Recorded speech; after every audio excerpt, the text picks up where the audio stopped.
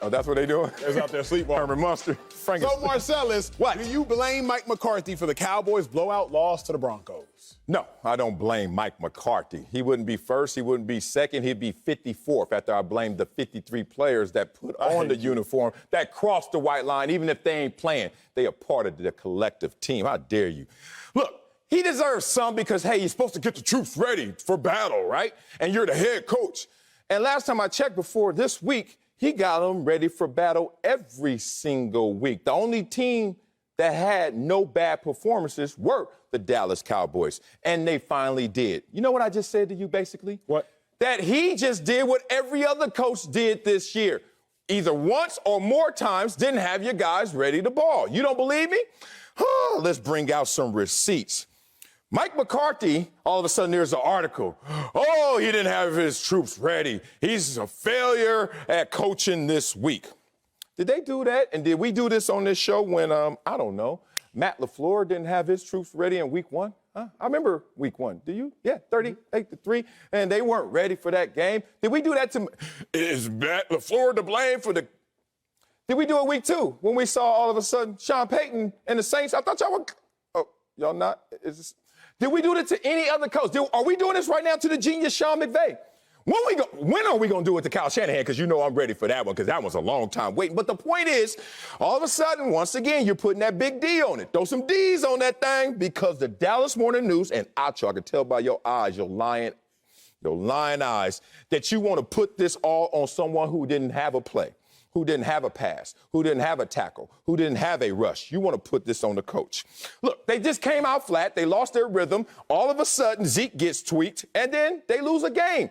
It happened to every single team out there. Only the Arizona Cardinals maybe could raise their hand and say, hey, we haven't had a really bad performance even though we had a loss. But then I would say, hey, Arizona, when you're playing a team with 11 guys out injured, maybe if you're undefeated, you should beat that team. So no one goes unscathed. But I'm ready to hear you with your lying eyes to come out here and try to blame this on Mike McCarthy. So let me remind you and tell you all one of the greatest football quotes of all time. Give it to me. You're either coaching it this is a great or you're letting it happen. You are either coaching it or you are allowing it to happen. The Dallas Cowboys came out and went 0-4 on fourth downs. The Dallas Cowboys came out and went 5 of 13 on third downs. The Dallas Cowboys came out and their run defense got obliterated. Holes all up in it like some Swiss cheese. You are either coaching it or you are allowing it to happen. And Mike McCarthy allowed it to happen. Oh. What is it? When Marcellus Wiley, my big dog up here, my big bro up here, the man who doesn't know how to show up to a movie on time, Marcellus Wiley told me his take. He just said, they came out flat. They did. I love that pronoun. It wasn't Dak came out flat. It wasn't Zeke came out flat. It wasn't CeeDee Lamb came out flat. It wasn't Micah Parsons came out flat. He didn't subscribe the flatness to an individual. Marcellus Wiley subscribed the flatness to a team. Who dictates the entirety of the team? Mike McCarthy. Marcellus Wiley also said they were not in rhythm. You have to listen to an individual's pronouns. They will tell you a lot about what they are trying to tell you. He said they were not in rhythm. So who is they? It wasn't Dak. He didn't say Dak wasn't in rhythm. He didn't say Zeke wasn't in rhythm. He didn't say CD wasn't in rhythm. He said they were not in rhythm. Who dictates the rhythm of the they? So one of my greatest, not only friends, not only leaders, advisors, but one of the greatest artists to me is Kirk Franklin. Oh, yeah. Kirk Franklin, gospel recording artist. Sing it now, God's children. Do you want a revolution? But all Kirk Franklin is a glorified choir director. Oh, he truly is. Kirk is only ever sang in about 2 to 3 songs. He's a glorified choir director. Great point. He just makes sure everybody sings in harmony, in unison, in rhythm. And if they are not singing in harmony or in rhythm, then it is on Kirk as the director. So it is on Mike McCarthy as the coach. See, the Cowboys didn't have a bad performance because of Dak. They had a bad performance because of the team. when the Packers lost to the Saints week 1, that was on Aaron Rodgers. The defense did their end, held up their end of the bargain. Oh, okay. Rodgers had a terrible game. When Jameis Winston and Sean Payton had an embarrassing loss, Jameis Winston, he went out there and relapsed. But these Cowboys, collectively, they played bad. If y'all listen to the pronouns, you'll find out who's guilty. And it is him. It is he. It is Mike McCarthy. Oh, wow. Strong, boy. Here we go again. Not much room to breathe. I feel like I'm in Die Hard. I gotta live. Okay, let me give you this example. Boy, you ready? Say this, they tripping. They tripping. Okay, when you say they tripping, you're looking at a group. Are all of them tripping? You be like, they tripping. You don't mean all of them. You just mean some of them, most of them, a couple of them, a few of them, not all of them. That defense wasn't tripping. That defense wasn't tripping when they had 5 straight possessions of keeping Denver out of it. That defense wasn't tripping when they only allowed 5.58 yards per play, lower than their season average of 6 yards a play. That defense wasn't tripping. That offense was tripping. They were tripping. Sorry, I didn't specify. This world is not binary. I know you want to go there and you want to say, hey, it's on Mike McCarthy or it's on the team. But it's nuanced. It's on a little Mike McCarthy, but we're not going to make it headline news, Dallas Morning News. We shouldn't do that. We're not doing that when a team comes out flat because it's on the team. The onus, responsibility ultimately is on the team itself. You've been there before. Let's talk about the energy levels and the enforcers of the energy. When you're on the team, everybody's feeling something different. It's kind of like a graphic equalizer, right? 53 knobs, some are up, some are down. So funny. Some of the knobs that are way up, that dude ain't even playing, but his job is to get us up there with him as well, right? Some guys who are down, let's say Amari Cooper. Amari Cooper strikes me as a teammate I'm not going to rah-rah with too much, right? He going to do his thing. So I don't know if Amari Cooper on kickoff is ready or not, because he always the same, right? So you got to understand this if you're Mike McCarthy. Everyone doesn't need you barking at them. Some of them come out like this and then they ball like that. But when it doesn't happen, all of a sudden you got to rely on those who are already up there. He relied on the defense. He said, Dak, I know you're coming off injury. I don't want to push you because the conversation is if I push Dak, what's going to happen to Dak? He potentially can re-injure himself. Not just pushing him mentally, but physically. Hey, Dak, put all of this game on your shoulders. So then Mike McCarthy sits back, as anyone would. Oh, it's going to come next drive. Oh, it's going to come next drive. And what starts to happen is you realize, oh, it's not coming today.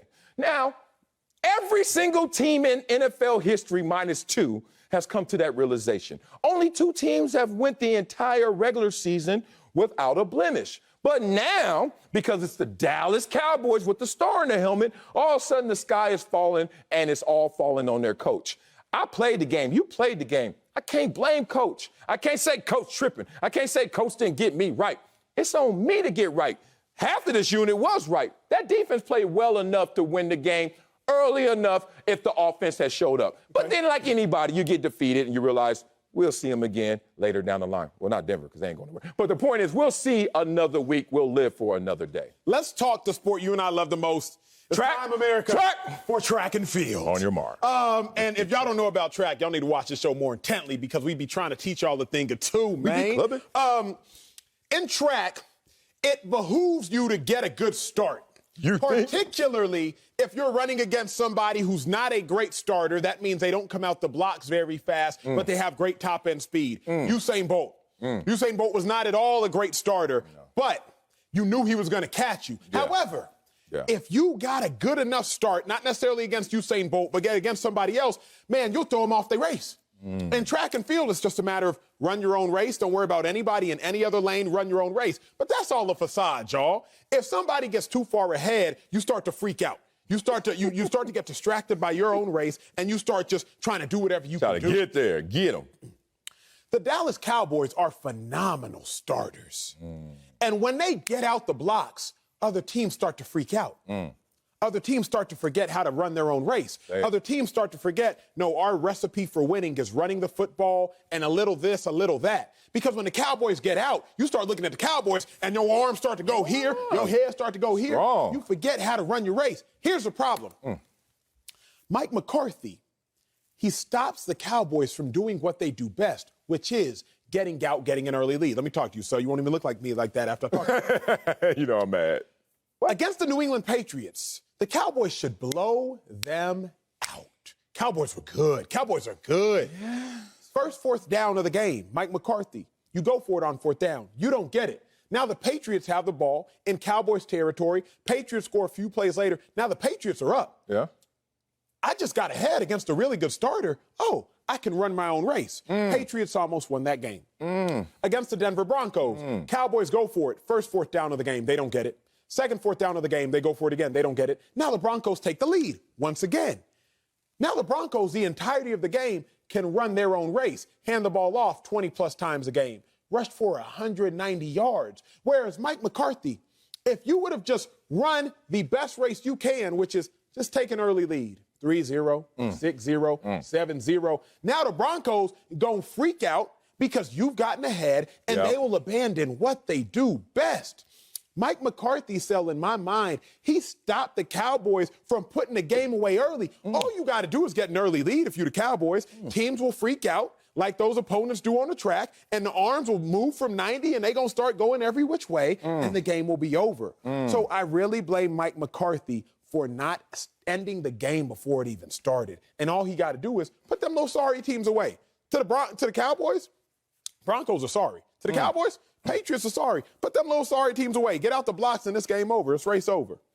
Yeah, but that's too much on Coach, man. Look, I know Coach is a part of the team, so obviously he gets a share of the blame, but he doesn't get the lion's share of the blame. He's a means to an end, just like a lot of the players that are not Dak Prescott, that are not Ezekiel Elliott, that are not Michael Parsons, that are not Trayvon Diggs, et cetera. Like, those are the guys that we got to say, okay, if we're going to single people out, it's those who have the most influence. Be real about that.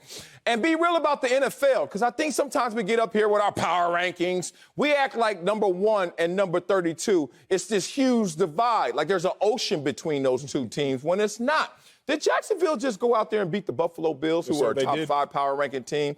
Absolutely, yes, they did. Everyone in the NFL is a black belt. Every single player. Yes, him too. The sorriest dude, the last man on the roster on the worst team, is still a black belt. Just what degree black belt? Why do I bring that up? You watch UFC. Matter of fact, you went to UFC in New York. Talk to me, yes, sir. Talk to me. Where'd you go? I had to watch my dog Kamaru Usman. No, they carry last. I had to watch my Nigerian brother go out there and handle business real quick, and he did. Real quick, huh? You should have stayed at home. I know that flight was way longer than all of that match and all that, but it was good to be in person. UFC teaches me something. It says no matter who you are, what size you are, you ever walk down the street and see some dude with them ears, them cauliflowers? You ain't messing with him. You know why? Because no matter what, if he gets you where he wants to get you, oh, he got you, right? It's a wrap.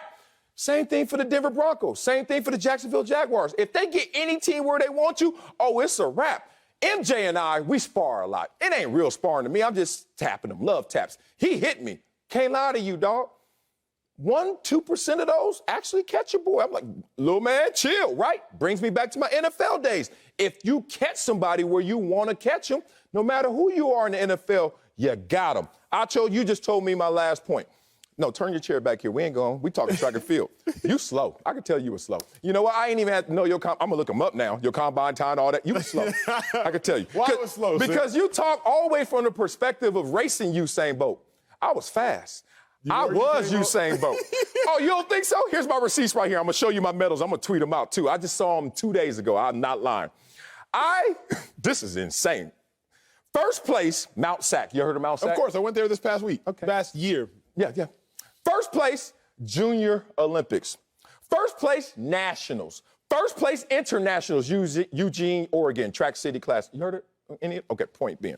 I used to be Usain Bolt when I was 11. Anyway, why I bring that up? Because when you're talking about going against the Cowboys, you never think from the Cowboys' perspective. They are the Usain Bolts. Nobody's more talented than this team, right? So they're not going to freak out if they don't score fast. They're not going to freak out. They're going to run their race just like Usain Bolt. Usain Bolt ran 99% of his races from the back, knowing that I'm going to catch y'all, right?